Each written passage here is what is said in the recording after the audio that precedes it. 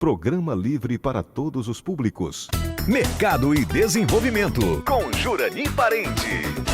Olá, estamos começando pela TV Diário mais um episódio do programa Mercado e Desenvolvimento. Olha, gente, hoje eu trago uma autoridade. Eu vi uma palestra dessa pessoa e simplesmente amei a palestra dela. Júlia Gianzanti é formada em psicologia, pós-graduada em administração de RH, professora convidada da FIA, FDC, Ensino Einstein e INSPER, além de ser palestrante.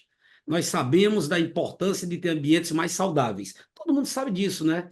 E o que seria um ambiente mais saudável para as pessoas e, consequentemente, para as organizações? Foi pensando nesse tema que a gente resolveu, e eu resolvi convidar a Júlia Gianzanti para tratar do tema, a importância da liderança para ambientes saudáveis. Júlia, que honra, que privilégio lhe receber aqui na TV Diário, no programa Mercado e Desenvolvimento. Eu que agradeço o convite, Jurani. Um prazer sempre poder ajudar as pessoas a ampliarem, né, conhecimento sobre os temas que estão sendo tão importantes hoje em dia, né? Eu falei agora há pouco na apresentação, e vou dizer aqui para você, eu vi a sua palestra, tá? E eu simplesmente amei sua palestra, uma das mais bacanas que eu já tive a honra e o privilégio de participar. Júlia, como você definiria um ambiente de trabalho saudável? Olha, Jurani, é uma ótima questão, porque se a gente pensar que as pessoas podem interpretar de formas diferentes o que é saudável para elas, né, a gente não teria um denominador comum para responder isso. Sim. Mas o ambiente saudável hoje a gente vê como um ambiente onde as pessoas se sentem à vontade para serem elas mesmas, para se expressarem, para serem reconhecidas pelo seu trabalho, para conseguirem construir relações saudáveis.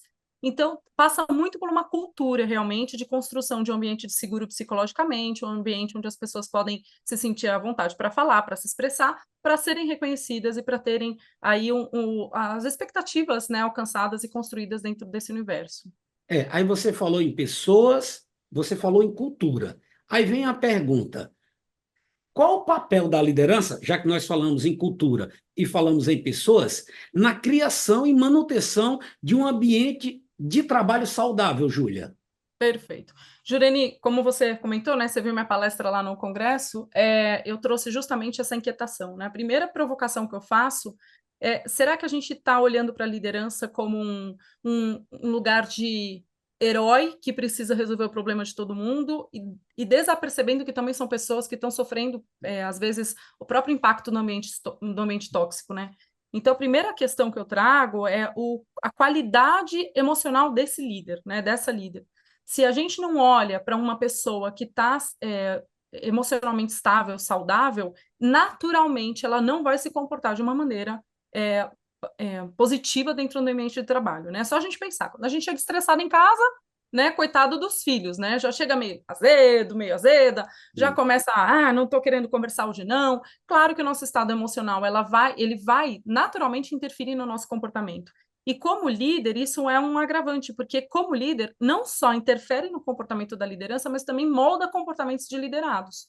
Então, se a gente não olha para a liderança como um estágio, né, um degrau importante para ser trabalhado, a gente não consegue refazer todo esse efeito cascata que acontece dentro da organização. Desde a alta liderança, média liderança, liderança direta, todas essas camadas, quando elas vão recebendo esse efeito cascata, quando chega lá embaixo, a gente está falando de construção de ambientes tóxicos. Claro que a gente tem um protagonismo das pessoas na construção desse ambiente, isso é fundamental. Eu acredito de verdade na accountability, eu acredito de verdade na autorresponsabilidade, mas a gente não pode desaperceber que o líder, ele modela comportamento.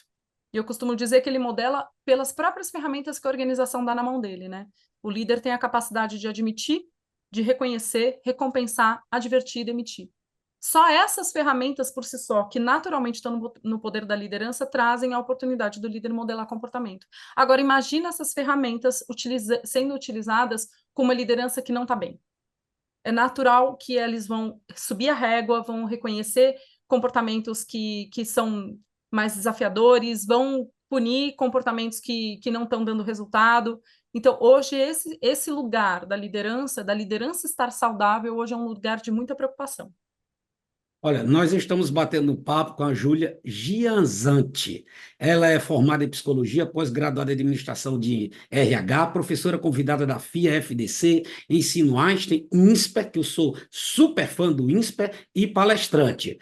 Nós estamos falando sobre a importância da liderança para ambientes mais saudáveis. Júlia, eu acho que seu aluno deve ser um motivo de muito privilégio para quem é seu aluno, tá? E aí, na sua palestra, me chamou a atenção uma pergunta que você fez, que eu achei muito bacana, que você disse, quando você vê um líder, o que é que você enxerga? E muita gente falou em justamente fragilidade. Eu acho que eu posso colocar assim, né? Algumas respostas foram nessa situação, né? De pressão, de estresse, de cobrança, e aí vai, né, Júlia? Exatamente, Jurani. A primeira pergunta que eu fiz é como é que vocês estão enxergando a liderança hoje? E na nuvem de palavra veio exatamente isso, né? Cansada, estressada, confusa, exausta. Então, quando a gente olha esse líder nessa posição, com todos esses sentimentos que não são sentimentos positivos, no sentido de resultado, né? Não geram resultados positivos, o que nos traz a uma reflexão de, afinal das contas, como é que está essa liderança hoje? E quando você falou da palavra fragilidade, eu costumo dizer que, na verdade, o grande desafio é exatamente esse, né? Quando a gente fala de vulnerabilidade, eu vou me permitir aqui mencionar a Brené Brown, maravilhosa. Sim. A Brené Brown traz muito essa questão de que, na verdade, a vulnerabilidade é força, né? Não é fragilidade. Você se colocar vulnerável, você tem que ter muita coragem.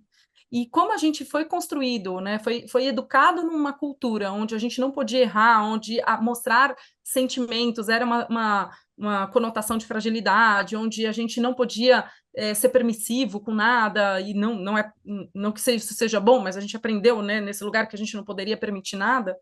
Quando a gente olha para essa liderança, é uma liderança que tem muita dificuldade de entrar em contato com a sua própria vulnerabilidade. Então, e se você olhar também a questão das gerações, hoje essa camada da liderança ainda é predominante a geração Y. Na geração X, Y, X/Y, são as duas camadas principais da liderança hoje, uma questão simplesmente de idade. Né? Quem está na Z está entrando agora no meio de trabalho. Sim. Então, Y e X hoje ocupam uma forte camada da liderança e é onde a gente tem uma principal prevalência de líderes que entendem que o trabalho tem que ser muito sacrificado. Assim, é um lugar onde a gente dá o melhor, né? E dá o melhor num limite.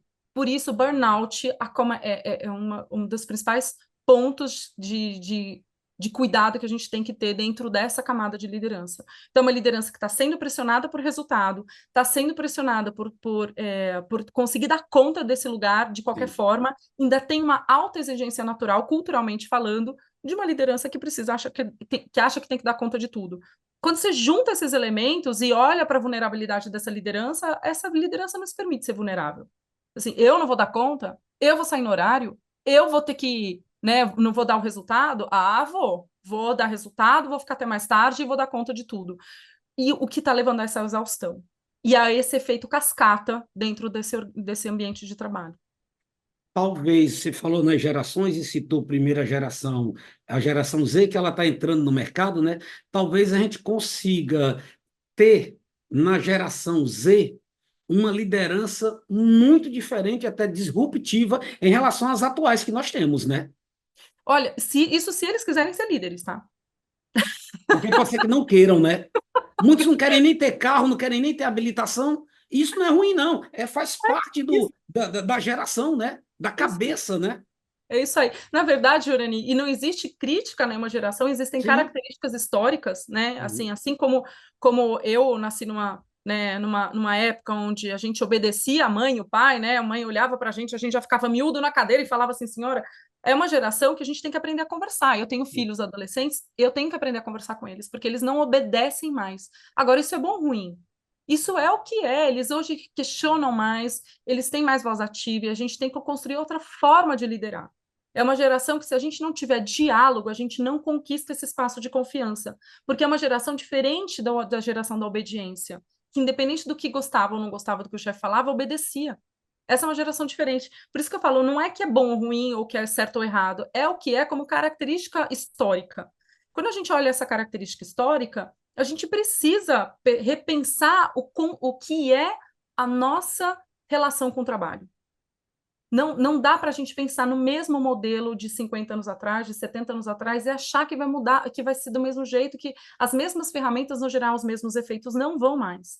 E por isso está tendo essa preocupação de ambientes mais saudáveis, porque se a gente não olha com cuidado para essa construção de relações dentro do ambiente de trabalho, a gente não vai ter os resultados que a gente precisa, porque simplesmente a pessoa vai embora. Ela simplesmente fala, chega, cansei, e vai embora, vai para outro ambiente que seja um pouco mais acolhedor.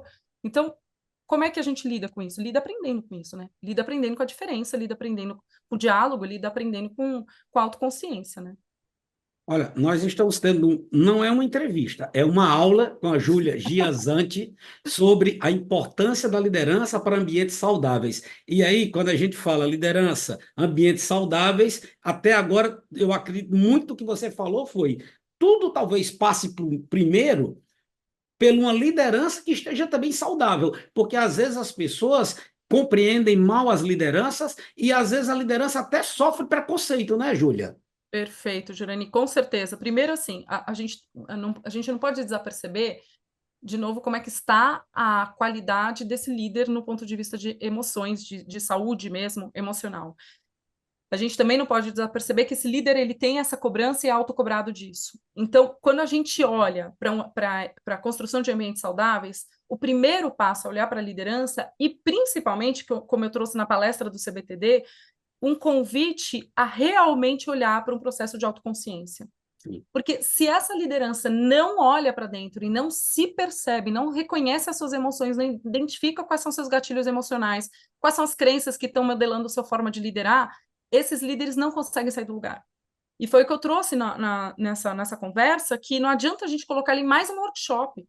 Esse cara não está dando conta mais. Então, como é que eu realmente interfiro nesse ambiente com ferramentas e formatos que gerem um processo de verdade de transformação, olhando para a autoconsciência, olhando para o autoconhecimento como principal pontapé? Porque se a gente não olha para esse autoconhecimento do líder, ele não vai conseguir se perceber como parte dessa engrenagem. Ele ainda vai entender que ele precisa cuidar do liderado ao invés de cuidar dele mesmo. E aquela velha história da máscara de oxigênio no avião, né, Jurani? Sim. Não adianta colocar no outro se eu estiver, né, morrendo aqui, né, sufocado. Então, eu preciso olhar para esse líder que está precisando dessa máscara. Como é que eu olho? Primeiro, ele precisa perceber que ele precisa dessa máscara. E poucos reconhecem. Volto na questão da vulnerabilidade. Poucos reconhecem que estão precisando dessa máscara. Então, como é que a gente olha, traz esse lugar de autoconhecimento, de construção de autoconhecimento para que esse líder e essa líder possam estar mais aptos a cuidar do ambiente de uma forma mais, não só saudável no sentido de ferramentas, mas principalmente no sentido de verdade. Eles precisam acreditar que cuidar da saúde das pessoas não é uma generosidade, é uma necessidade. Sim. E cuidar da própria saúde também não é uma generosidade, é uma necessidade. Porque senão simplesmente o resultado não vem. As pessoas não ficam, as pessoas ficam estressadas, e nesse momento de home office, etc., fica dando desculpa esfarrapada para falar que está trabalhando e não está. E aí o líder quer palestra motivacional, fala, gente, volta. Dá um passo para trás, vamos pensar, onde é que está essa pessoa, né? Se ela não está conectada com o trabalho, onde ela está conectada com o quê? Né? Então, não é sobre a palestra motivacional, é sobre a relação dela com o trabalho. É sobre a relação dela com essa liderança. Né? Relação dela com ela mesma, e aí vai, Exato. né? Olha, aí? Nós vamos para o intervalo comercial, e depois do intervalo comercial, Júlia, eu gostaria que você falasse para a gente o seguinte, as pessoas hoje elas estão mais preocupadas com o ambiente de trabalho saudável do que propriamente com a remuneração mais alta. Lembrando que o nosso programa é exibido aos domingos às 10 horas da manhã e tem uma reprise aos sábados às 20 horas. A gente vai para o intervalo e daqui a pouco a gente volta no programa Mercado e Desenvolvimento.